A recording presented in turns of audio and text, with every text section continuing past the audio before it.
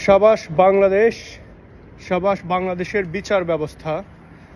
আমাদের সাবেক আইজিপির সম্পত্তি জব্দের যে নির্দেশ দেওয়া হয়েছে সেটার জন্য আমি মাননীয় প্রধানমন্ত্রী কিংবা বাংলাদেশের বিচার ব্যবস্থাকে স্বাগতম জানাই। সত্যি কিপ ইট আপ।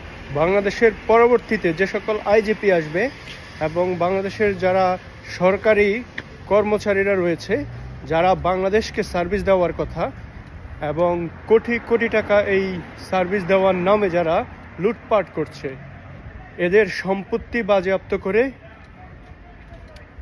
সরকারের কোষাগারে জমা দেওয়া হোক। দুর্নীতি দমন কমিশনকে আরও বেশি শক্তিশালী হতে হবে, আরও বেশি কার্যকর হতে হবে। শুধুমাত্র দেশে নয়, দেশের সম্পত্তি বাজেয়াপ্ত নয়, বিদেশে কোটি কোটি টাকা এরা পাচার করেছে। বাংলাদেশে কোটি কোটি টাকা বিদেশে পাচার করে এরা আমাদেরকে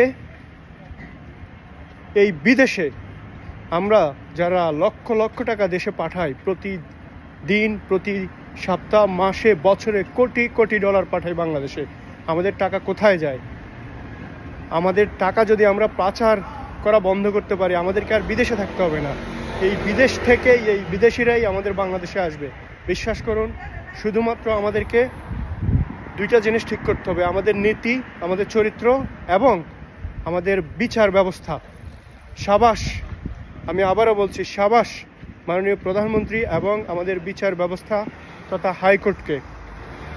এরকম আরও নজির তৈরি করতে হবে যেন সকল দুর্নীতিবাজরা সতর্ক হয়